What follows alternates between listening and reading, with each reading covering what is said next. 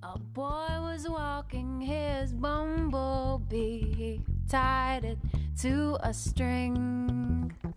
The sky was lit up with violet light. A bird began to sing a song of sixpence.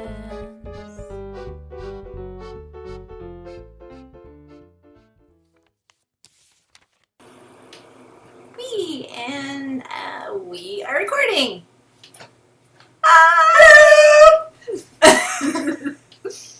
So, welcome to Pages Podcast. This is episode 8. Sure. Episode, whatever. We're talking about Broken Masters from Lauren Beukes. I hope I'm saying that right. I actually read a review from NPR, but I didn't listen to it. I read it, so I don't know how to say her name. Has a big advantage to listening to NPR is like, unlike reading articles, you actually get pronunciations, so you don't sound like an idiot. That's one of the things I like about audiobooks too. Like all the stuff that you have no idea how to pronounce. I'm always like, I know how to pronounce that. Yeah, like for years I was saying Johannes Cable. Yeah, yay, audiobooks. Although I actually read this one this month.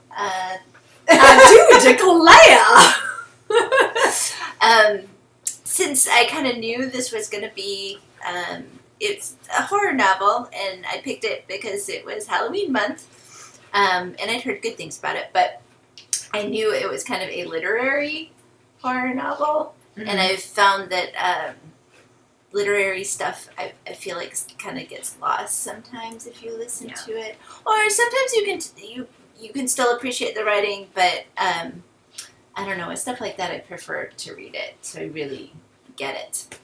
It's nice to be able and I was to glad I read it. put the book down, kind of stare at the ceiling for a minute. Oh, that's what it meant! You do that. I don't do that, but this might be why it takes you so long. I just sit there and think, this is pretty. I like this writing. And it says the girl that will probably have gotten all the stuff that I missed. No, I doubt it. And I especially want to hear your take on this because it was Detroit, and I know nothing about Detroit except what was in this book, pretty much. And it is a horror novel set in Detroit. All I knew about it going in was that there were kind of a serial killer, but an odd serial killer in the sense that the murder that starts off the book is they find a boy who is half he's been cut in half and his top half attached to the bottom half of a deer, so it was kind of a making a satyr. So that's kind of how it starts off, and I knew that much, and then I knew nothing else, so I really didn't know what to expect at all. But it's been on a lot of top book lists this month, and really recommended for the horror genre. With good reason. I actually really liked this book. Yeah, I really, really liked it too. Although I don't feel like I found it as scary as the reviews seem to indicate it is. Okay. Yeah, no, it wasn't Stephen King creeped me out. Yeah, scary. And there's a lot of comparison. Stephen King actually gives it a good blurb. Oh, I could see the comparisons without a doubt. Although it does go pretty deep into the book before you have to admit that something magical is going on. Yeah, and again, with the magical realism. The sort of barely there magical realism. Although there is a definite turning point. I remember at one point I texted her in the middle of the night, "What the heck am I reading?" And it was just at the part where you were starting to have to accept that magic was involved, and it kept hinting that this was probably happening. I did kind of like that it sort of crept in, and you're not sure, because the book jumps from the perspective of multiple characters. There's the cop who's investigating the murder, her daughter, a homeless man who kind of gets pulled in to everything just by circumstance. A journalist who is sort of a failed writer who's in Detroit and on his last legs. Yeah, kind of trying to revive his career. And then the murderer. So you kind of jump back and forth between all these characters. So when supernatural stuff starts happening, you're not sure if it's really happening. And what's more so is they write it off as, you can easily write it off as, the murderer initially is mentally unstable. Yeah. So there is a definite point where you know something's very off, but the only thing that's really off, like in hindsight, is that he was mentally not a stable human being. Right. There was a point where the killer, who's an entity, enters into it. Yeah. But it's actually after the part where you already started thinking something was creepy. Yeah. And it's really interesting. And I will say right now, spoilers, we're going to talk about the book. So it's I would recommend, if you haven't read it, to stop listening, because you will probably ruin it for yourself.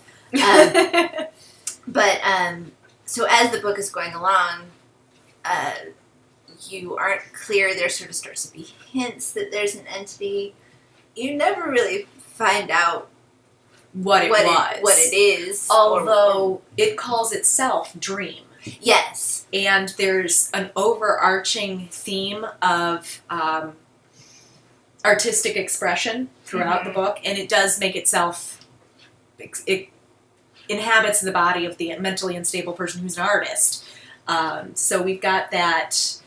the feeling that it either could be Dream in the Sandman type. I kept where Dream is an entity in itself, or it could be Dream as in our subconscious, our creativity trying to come out. There's that theme of art needing an audience in order to be seen, in order to be effective. Right. Which it is a beautiful concept to be expressed in this kind of metaphorical way. Yeah. But you can also completely dismiss that and just count it as, a Stephen King sort of otherworldly entity. Do that, trap him in the litter box. Oh my god. Stop fighting. They're adorable, but they're fighting. They're cute, but they're fighting. Come here, kid. Yeah, I kind of, because there was so much about, our sort of modern constant need for attention and internet fame and that kind of stuff, I kind of looked at it as sort of a creative demon, and like demon in the sense that, it basically took over this guy and would be the sort of old school, what people thought madness was. I mean, and that's why it's so vague for a lot of times. Like, are you just inside this guy's head and he's crazy and he's sort of schizophrenic and, this is a personality in his head? It does come off as kind of a multiple personality. Well, first it comes off as schizophrenic. Right. And then there's a clear-cut line where it turns into, like, multiple personality disorder. And this personality is definitely controlling what he's doing. Which would be multiple personality versus schizophrenia. But then it becomes very clear-cut that it's not a mental disorder at all, because it's able to control outside of that person and not just... And even when it first does that, it's very possible it's from his perspective, because multiple personality disorder or schizophrenia either one can distort the perceived outside world. Yeah. But then you switch to another perspective, somebody else tells the story and they can see it, and that's finally the point where you're like, oh, we're talking about something else entirely. Right. Well, even the first time that happens in the story, because it's just one little moment that something happens and somebody else sees it, that I still was thinking, like, is that really what's happening? Or, did he give her a drug? Did he do something, sort of sleight of hand-ish, to make this happen? So it really wasn't until the end I was like, okay, yes, I definitely actually, supernatural. at that point, I was thinking, okay, might be a drug, but then when you switch over to the perspective of the cops, Yeah, when they and come they in found and this- see, it's like seeing a handkerchief after your dream has stopped. There were Yeah. flowers everywhere, and I'm Right. like, okay, that would not be in a pottery studio. Yeah, and that's what I thought. I just still was like, is that really good? Because it's so subtle.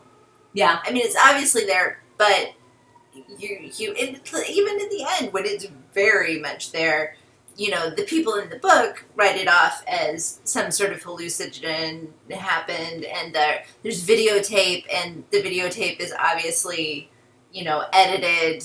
I mean, so everybody sort of writes all of it off, and there's never really any explanation. I mean, you as the reader sort of know what happened, but Only because you got all the different perspectives. yeah. From any one person, it could have easily been a hysterical episode or shared hysteria. Right. What was your take on the end? Did the thing switch over to Jono? I didn't think so.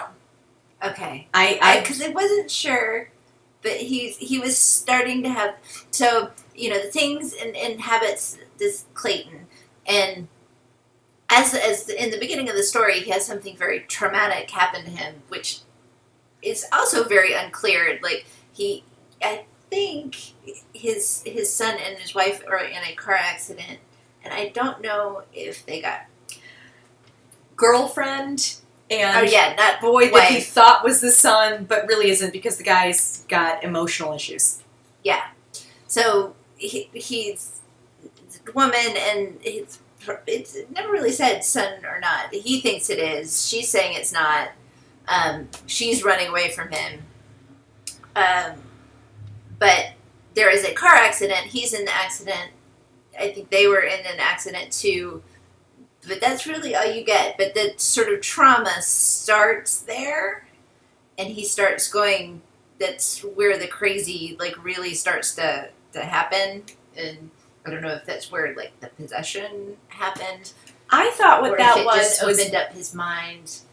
I saw it as, and I'm not sure that this is accurate, but what I thought was happening was the tree that he ran into, causing the accident, trauma, blah blah blah. When that trauma happened, it opened a door.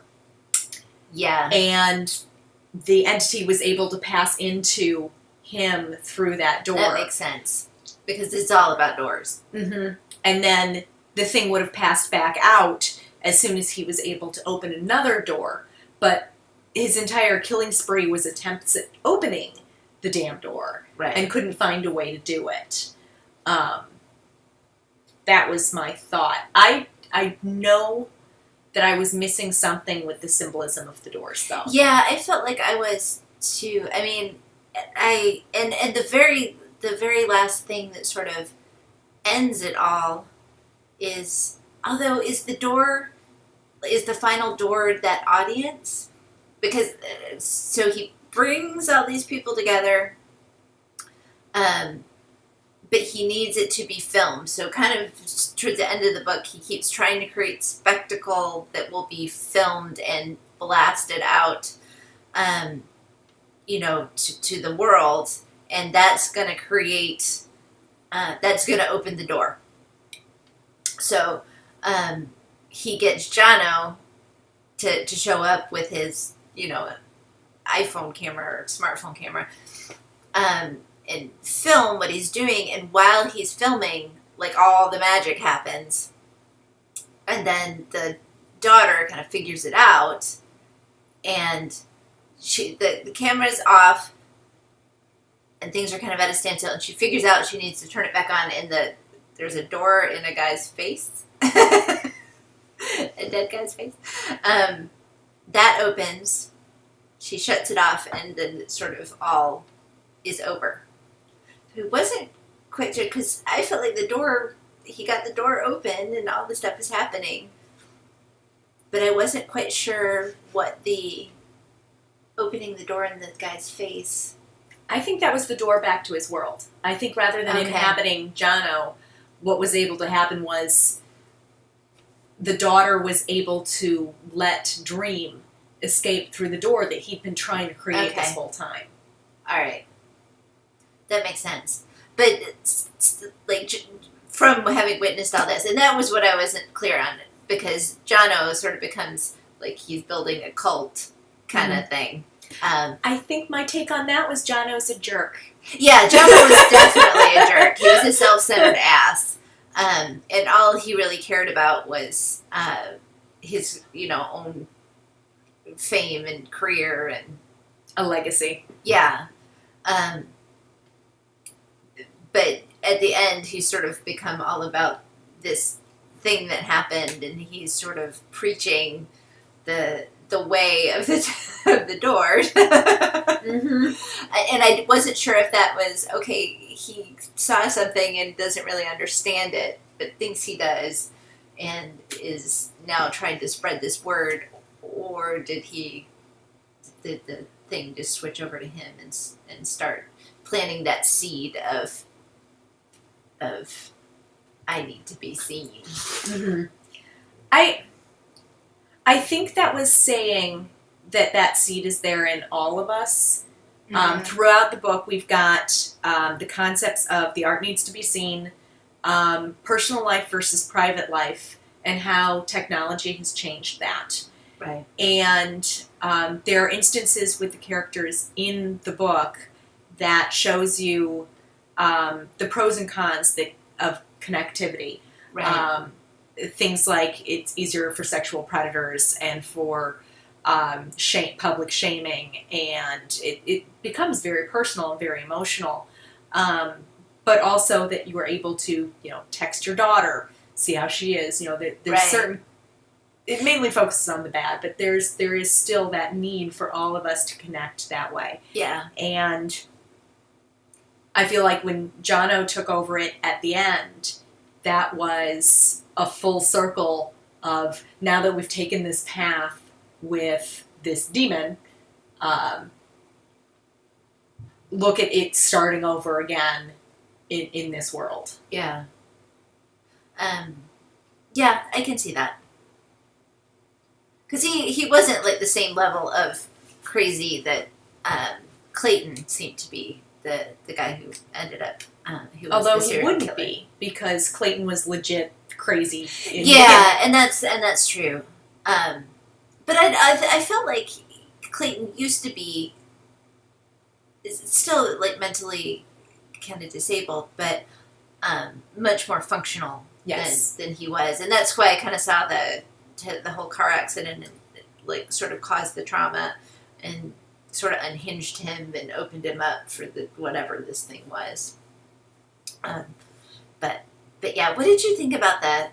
Like I felt like everything worked pretty well, except I thought the predator scenario was a little odd. The predator scenario. The child. Yeah. I did think it was very odd. It just didn't feel like it fit in with. I mean, it fit in with the theme, but it didn't feel like it fit in tremendously well with the story. I agree with that. I believe it was necessary to tie in all the different elements they were trying to point out with social media. Yeah. I feel like he was more of a literary tool than a plot driving point. Right. Because I felt like it just sort of happened and then it was over here. Because I guess if you haven't read it, her daughter has a friend who is sort of going after sexual predators online. So she creates a persona of a young girl and tries to lure them in and then exploit them. Vigilante justice. Yeah. And it was because of an experience that she had that she was kind of doing this. But so they end up sort of getting in a bad situation with the guy that they're luring in. And it kind of happened and finished off, but it was sort of like over here separate from the main story, even though there were kind of ties in. It just felt a little separated to me. I think it might have also been used to highlight the personal life versus private, public life. Yeah, and that's what I mean. It made sense. He had very personal, right. His own life. It was brought into the public in very much the same way that playing that forced the girl. Candace, what was her name? Cass. Her life that was private into a more public sphere. Right. I had problems joining up the art and social media themes. Like it seemed like they were very much in the same way that you had that Predator stuck into this overall plot. I felt like you had the art theme over here and then the social media theme over here, and they were running parallel, but I didn't see a lot of... I mean, do you have a way to connect those? I think the only connection was just sort of the craving. Art also kind of creates that craving for an audience. And there was kind of the point that art doesn't exist without an audience. Mm-hmm. So it was just those parallels. Like, the art scene has that same, like, craving for eyeballs, the same way that social media has that craving for eyeballs, and they're kind of intermingling, even though they're sort of two different things. That's kind of how I saw it. And Clayton the serial killer had been a part of the art scene previously. So he was sort of a failed artist and had tried to be successful in that world, but just could never, one, he was older, two, he was kind of unstable and weird. So you've got this older guy hanging out with all these young kids, and they just think he's weird, And he wasn't formally and not educated. Weird, like artist, weird, good. Like just weird and kind of creepy.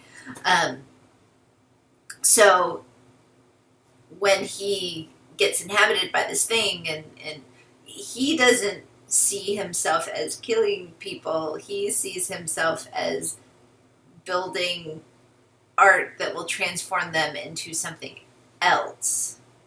Mm-hmm. And I think that's part, even though it's this thing, and that's why my confusion for so long was it's like part of his artist personality is trying to stop fighting.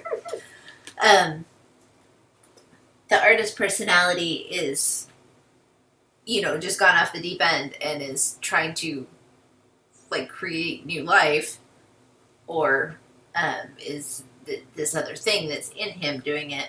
Mm-hmm. And I think it was a little of both. That makes sense. Like, he also was such a good vessel because he had that need to be seen as well. That makes sense. I was looking for how I saw them running parallel but not commenting on each other. Princess Smushy Face! Oh my god! I was hoping you'd do that. Look how grumpy she is. Look how happy you are! Look how happy! I'm sorry. She's just so cute. She's not really all that smart.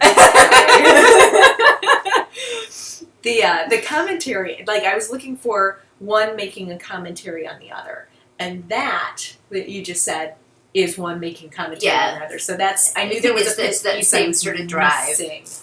And they were intermingling in that, like, Jono used a lot of social media and internet streaming and all that stuff sort of to make his commentaries on the art world. So, he was trying to become famous by showing it and bringing it to the world. So because he kind of came to Detroit, there was a lot of commentary too about what did they call it?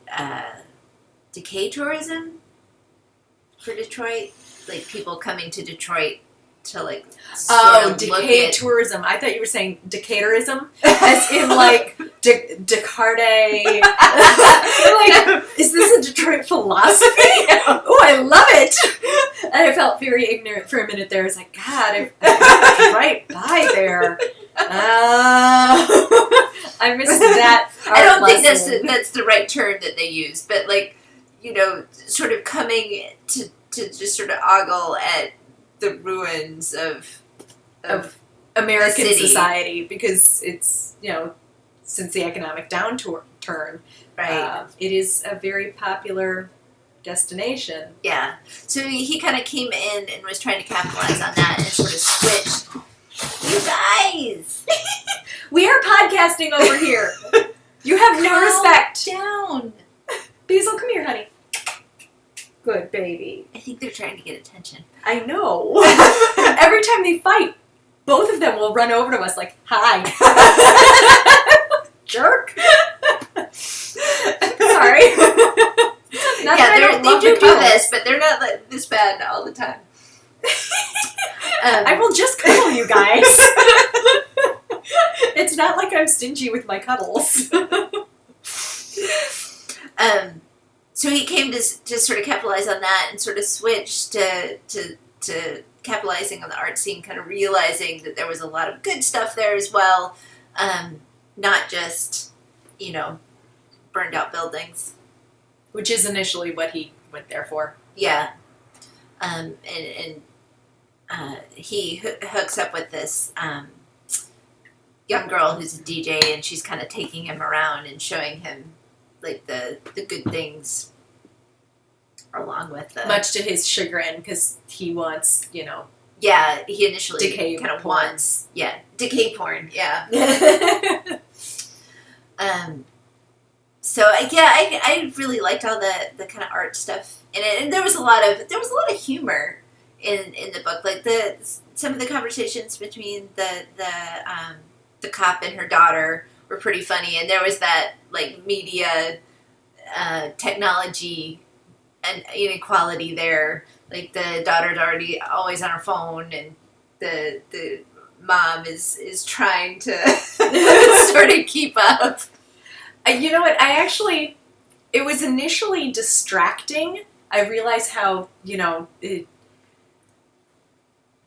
out of step a lot of the books that I read are, because the technology is going so fast that a lot of the books I read are, you know, written in a time period before this is quite so common. Right. So it was a little distracting to me to keep reading about all these texting and constantly in the phone, and I'm like, yeah, we get it. Yeah, social media. Perfectly normal but to me. It occurred to me, it's like, oh, you know what, this is what my life is like. I really am in the phone more often than what's in the book.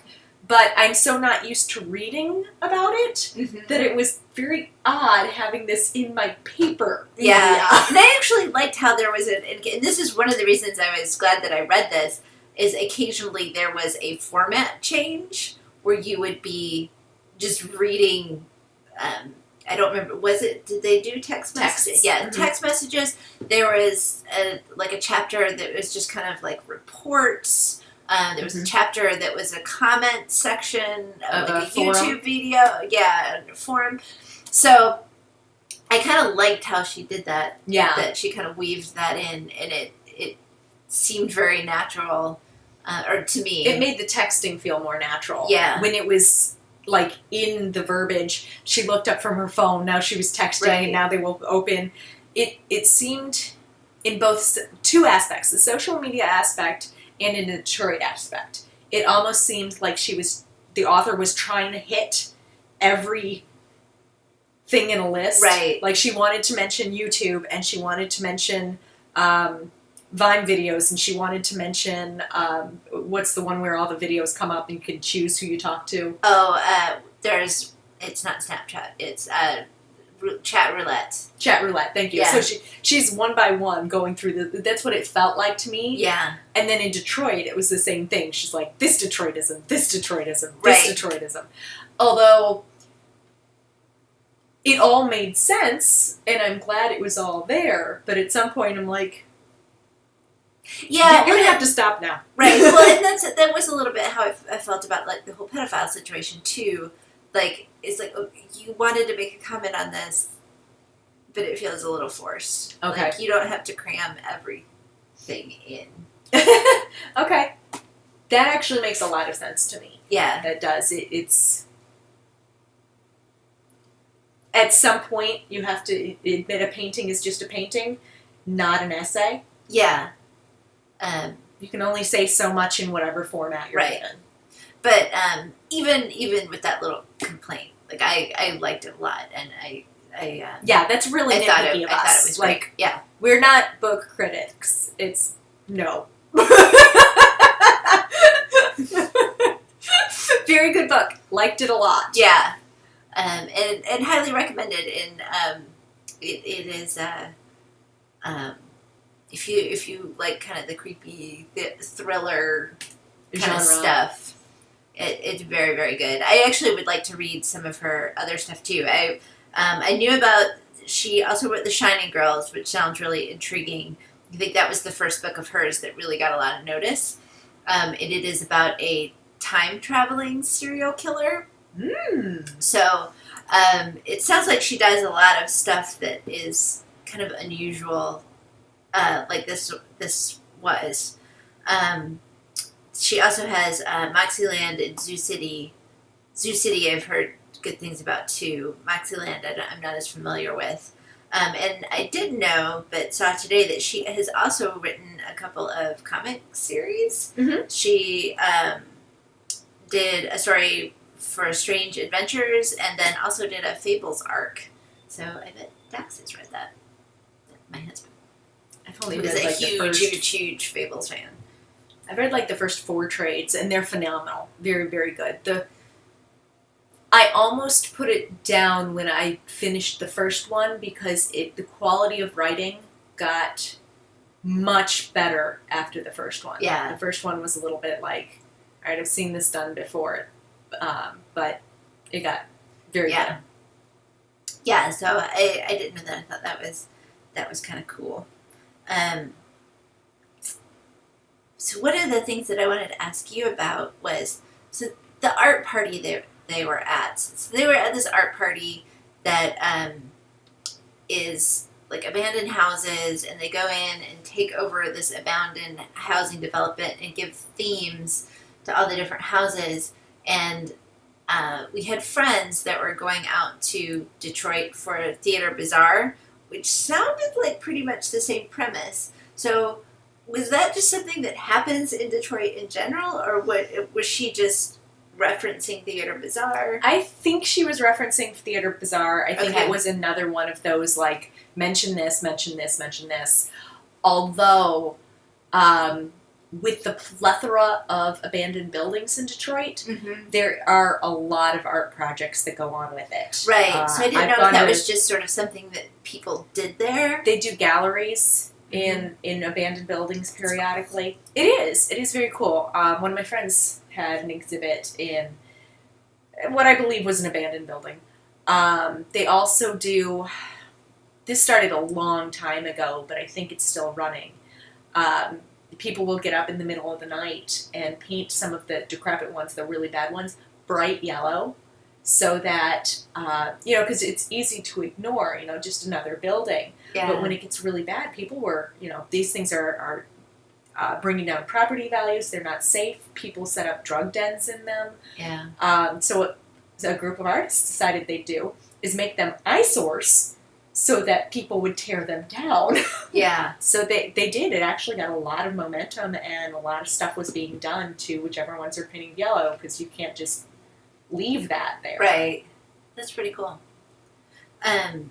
The other thing that I didn't know about and was kind of fascinated by it was just one little tiny reference that somebody said was Nan Rouge, which is the red dwarf that apparently haunts Detroit and causes all its problems. I did not know about Nain Rouge, so this was news to me.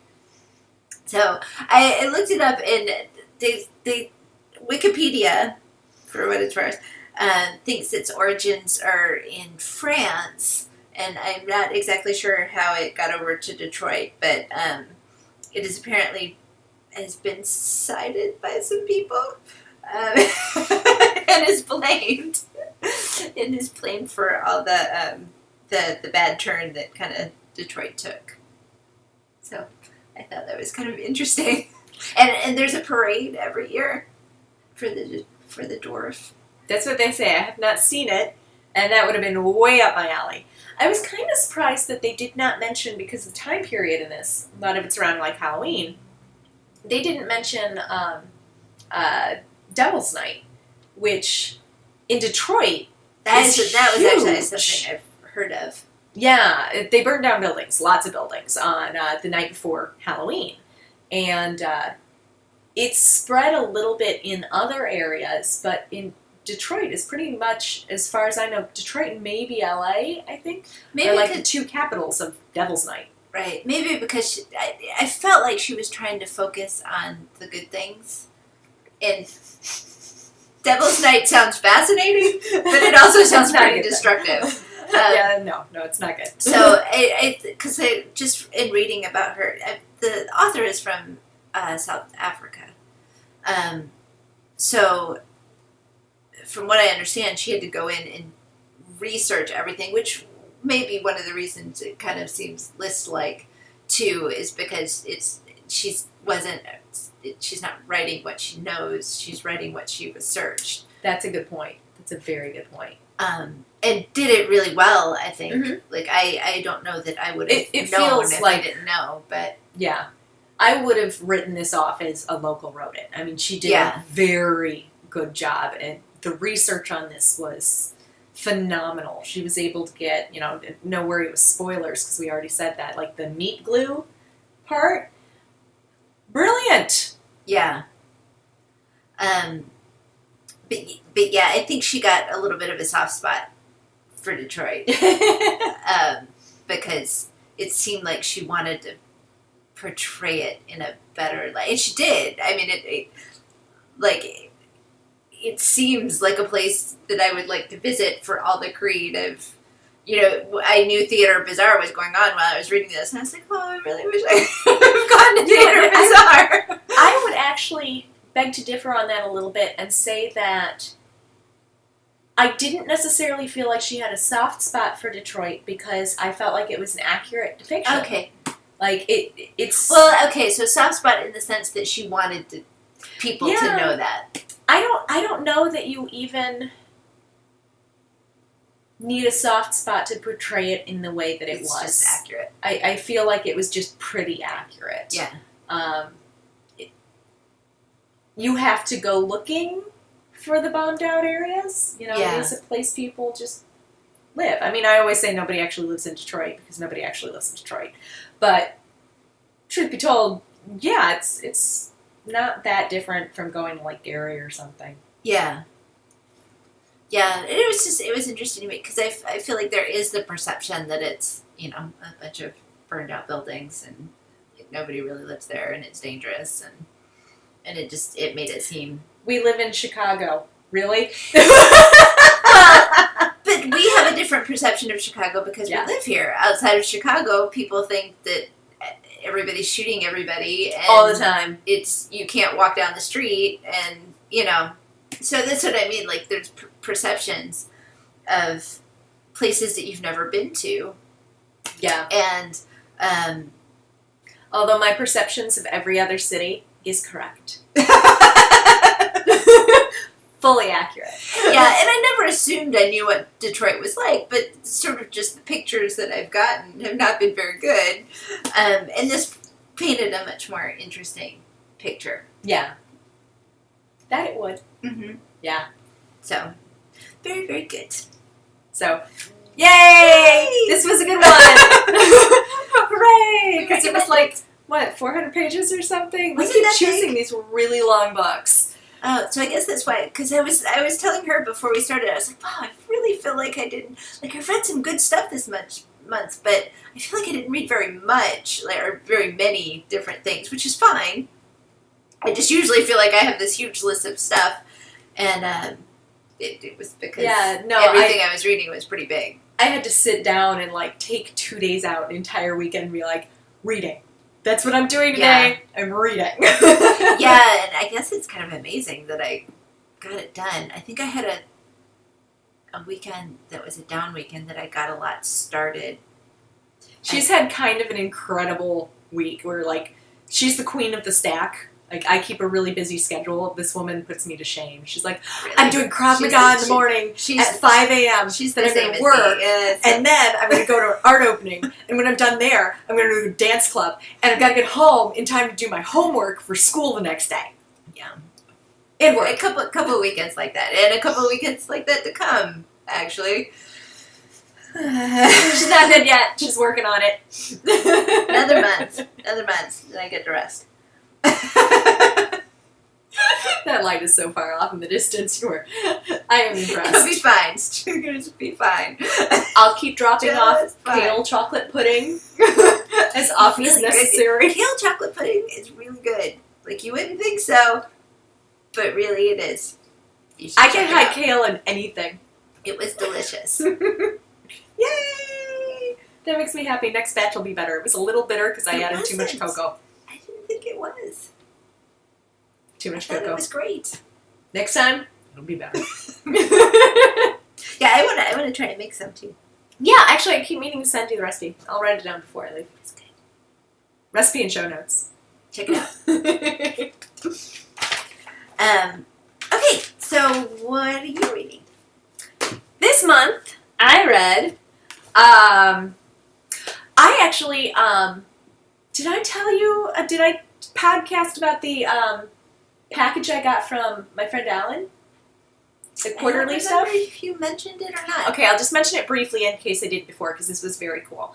A friend that I haven't seen in a really long time sent me a care package of things that he really liked that he found around his house that was inspirational to him, kind of like that website Quarterly, except for friend to friend, in hopes that I would send something back to him. I sent back Barbara Kingsolver's Poisonwood Bible, a couple of sketches I did, a brush pen from Japan that I really like, and I hand-painted a little card. Yay! Alan, I hope you get it before I'm done with this, before this goes up. But one of the books he sent me was Day Tripper by Fabio Moon, which is a graphic novel that is phenomenal, very cool. It's written by Fabio Moon, who's Brazilian, illustrated by two brothers, I forget their names right now, Bad Kate. The main character dies like at 7 different points in the book, each of which, by the way, spoiler alert on this one too, it's more interesting to read if you don't know this stuff. Each time he dies is at a critical point in his life, and so it brings into question, what are the most important days in our lives? What are the things that we would actively pursue? It's brought into the very beginning and then into the very end that this is kind of a dreamlike state that he's coming to, and there's a spirit guide from the water, and he's in a boat at one point, and there are baskets that all the villagers have put into the water around you, and the whole book, all of the 7 deaths, all come together in one beautiful moment when this goddess demon thing says, look at all these little baskets in the water. Each one of them is a desire of yours, something you wanted in your life. If you sit in the boat, they will all sink. You have to go out and live your life in order to get the baskets. Oh, that's cool. But of course, as you're swimming out to get them, other ones are sinking so you grab what you can. Yeah. You know what you're going after. It was so, I'm not doing it any justice. Beautiful book. It sounds really cool. Alan has good taste. Yoga instructor. Haha. People got it going on. I also started reading Marketplace of the Marvelous, The Strange Origins of Modern Medicine by Erica Janik. And this was starting back in days like snake oil salesmen and when modern medicine started being a thing instead of, it was people going around saying they're doctors instead of a nanny or a tribe member. And how regular medicine and irregular medicine were kind of misnomers, and neither was really any good at what it did, and how medicine was changing, and how we got to where we are now with absolutely brilliant little case studies of each different type of irregular medicine that was coming up. So that was a lot of fun. I've started with that one. They've got pictures and stuff in that as well. A little bit dry, because I was kind of thinking that I would read it, bring it in for this one, but it wouldn't go well for this because it's going to take some plowing. I also started reading Revival by Tim Seeley and Rick Norton. Her husband actually let me borrow this. She and I attended a lecture given on coloring, a coloring workshop by the cover illustrator for this series. Yeah. She's amazing. Yeah, she really is amazing. And the writing in this is just phenomenal. It's about a town where 22 individuals revive, and not in like a zombie way. They come back to life. In which case, do people deal with that? How does the rest of the nation deal with it? And it's in this small town in a very realistic way. Very cool stuff. I also read Me Before You by Jojo Moyes. She's known for another one that I don't remember, but one of those best-selling book authors, whatever. Another friend sent me this book. She thought I could use it at this point in my life. And the Me Before You is not necessarily like put myself before you, although it is kind of that. It is also who I was before I met you. Mm-hmm. It's a story about a man that is rich and has a very active life and has a freak accident where he becomes a quadriplegic. It is not only a love story, it's also a story about right to die issues. And it's brilliant. You will cry. It is everything that The Fault in Our Stars should have been. And I'm not saying that because that's a bad book. We loved that book. But this is the adult version. Adult in a more controversial subject. It's not kids with cancer. We are talking about a gentleman that wants to die and has a very legitimate reason to do so. And a love story. Yay! Gorgeous. Just gorgeous. Also reread Legion by Brandon Sanderson, which is a really good, very short book. I do this one by audiobook. I think I've read it 3 times now by audiobook. It is at this point really fantastic to fall asleep to. I would definitely recommend it. I think Audible gave it out at one point as like a free book. Yeah. Yeah, and it's super cute. It ends on one of those cliffhangers. Science fiction, what if a version of time travel was possible, and the implications that it would have on everybody. Plus a little bit of dissociative multiple personality disorder. I eat that stuff up. What did you read? So I just kind of picked out the good stuff. I did listen to Dust and Shadow. Oh, yeah. The Sherlock Holmes and Jack the Ripper. That was really good. Yay, you liked it. Mm-hmm. Good. A couple of the Vaginal Fantasy stuff that I listened to this month was not that great. But last month they started Discovery of Witches, and I read Discovery of Witches when it first came out and loved it. And also the second one, Shadow of Night, and then I Don't Think You Would Love It. I'm going to try one of these at some point. At some point, I'm going to try one. Well, I got that smut book from Dr. Sketchies. I won something, and they're like, here, now have a smut book. And I'm like...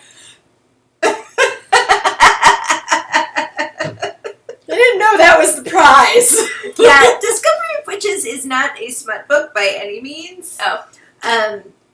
But it is very much a romance. But the reason I like it so much is because it's written by a historian, and she sort of accidentally started writing it. So I've been to see her when she comes to town to do signings and stuff. So I've heard her tell the story. It's Deborah Hartness, and so she was a professional historian teaching out in California, I believe. And she kind of went into isolation mode to write one of her history thesis books, like, big, thick, serious history stuff. Kind of came out and saw all this paranormal fiction on the bookshelf wall at an airport. And she was like, when did this happen? Like, the people that I write about would love this. Like, there are vampires and witches everywhere. So she started, I think, kind of writing about that phenomenon, and ended up actually, and she said when she first realized she was doing this and went and told, like, her manager, her publicist, and I think eventually told her coworkers, like, everybody was just like, you're doing what now? You're writing Twilight? What? They're all crossing her off their Christmas card list. So she basically wrote, a love story that it's like vampires and witches and demons. Time travel, of course, because she's a historian. It would be the dream. And the romance part is pretty sappy. Like, this is her first fiction book, and sappy for me, and I think I have a fairly high tolerance. Not quite Twilight sappy. I did not like Twilight. But it's pretty high on the sappy meter. The history is fabulous. Like, the history is just so good. And so I originally read it, I re-listened to it, because the last in the trilogy just came out, and I was going to re-listen to the first two and then do that one. Trilogy. Everything is a trilogy. They're huge. These are like 24-hour books. I spent ages going through my Goodreads and Audible, like, through lists and lists and lists, and everything sounded good because I really wanted something relatively light but good. Yeah. So all of them were like, oh, this looks, book 2 of 3. Oh, this looks book 1 of 5. Yeah. Yeah, these are pretty massive. And even though they are entertaining reading or listening, because they fall under the urban paranormal kind of genre very solidly, there is a lot in there, lots and lots of history stuff. And Discovery of Witches was a little lighter. Shadow of Night was the second book, and it's when they actually go back in time. Sorry, spoiler. And so it's just like, history! And then I've yet to read the third one, which just came out recently. So sounds like Dark Shadows. Which is Book of Life, I believe. So that was kind of I'm still listening to Shadow of Night. I'm about halfway through. So between Broken Monsters and Dust and Shadow and the Witches trilogy, that's about as much as I got. The one little interesting book that I just started it's the October Vaginal Fantasy alt book, Karma Girl, which is a superhero romance. And I'm not sure I like it, but it's interesting. It's very cheesy. It is, but in kind of a well done way. Superheroes aren't really my thing though. So Okay. I'm not sure that I it's really my kind of book, but it is interesting. So Let me know how you feel about that. I like superheroes, but only when they're treated in a realistic manner. yeah, Which is just dumb. I mean, really, there's no realistic manner. this is kind of like superheroes as chick lit. So far, that's my impression. So it's an interesting combo. Possibly, I guess probably not my anything that thing, gets but- girls to read the genre and out of their comfort Well, zone. it is like Awesome. I think it is. I think it is a very interesting twist. Okay, I'll So go with that. I'll see what everybody else thinks about it, but I think it's interesting because of that. I like this And idea. it's funny. We need more of It that is funny. stuff for, there is enough comic book, superhero, anything to do with that for males. We need This is more definitely girly. published for everyone else. Yeah. So yeah. So that was my interesting reading of the month. Awesome. Sounds like a lot to me. So what are we reading next month? Yay! Well, now that we read about, let's see, like evil serial killers in decrepit Detroit, I just read about a quadriplegic who committed suicide even though he just fell in love. Let's see, a man that dies 7 times. And of course, we've both got shit coming up out of our ears for our personal lives. So, originally, I requested from the library, because nothing's too depressing, Revolutionary Road, which is a romance about 1950s couple that's falling apart. And after getting the book from the library, I thought better of it. And I thought, maybe just because this was recommended to me several times doesn't mean I have to read it right now. So instead, we're reading Red Shirts. Oh yay! By John Salzy. Yay! I've had this on my list forever. Oh, good! If you want to get the audiobook, which I did, I think I already have it. Will Wheaton narrates it. I think that's why I have it. I think I The actually Geek got Girl it. in me is really happy about this one. I'm a TOS, the original series fan, so I've actually watched the original series from start to finish in order, possibly more, but certainly no less than 7 times in my lifetime. It's your Gilmore Girls. Like I do that with Gilmore Girls. Really? I Really? rewatch it. Yeah. I must say that my taste is better than yours. Yes, this is true. Okay, that's not actually. Really, there's only one episode in that whole thing where Kirk doesn't sleep with a girl who is gone by the end, and I'm not kidding. Wow. By like seconds, it starts getting really comical, and you're like, really, you within the first 10 seconds you can identify that's the one, that's the girl he's gonna fall in love with. It's gonna be traumatic. But I love it anyway. That's awesome. To be fair, I started when I was really young. Like, Yeah, I was that was about my to dad say. and I would watch that. Like I've watched bits and pieces of it, but I've never like anything that happened before DVRs. I have not watched the entirety of. That just I didn't do that. I remember the sacrilege that I went to my dad and was like, seriously, like this, I don't know, I must have been like 12 or something. I'm like, so here they're remaking Star Trek. It's going to be called The Next Generation.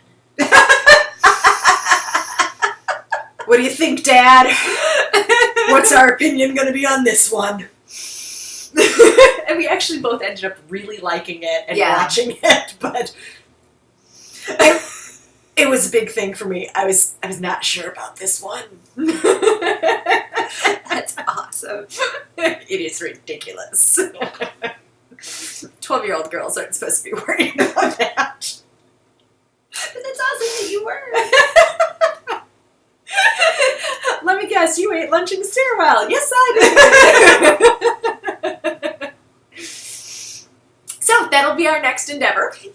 I am so excited. I've wanted to read this forever. I think I've actually got it both in Kindle version and audio version because I got it, I think, in a couple of different Humble bundles or audiobook bundles. Oh, wow. Cool. I used my Audible credit for it instead of our sad Mr. Mopey. Oh, we'll have to wait for 2 more months. It's going off screen to cry now. So cool. This is going to be a fun read. All right. I think we froze up for a minute there, but now we're done.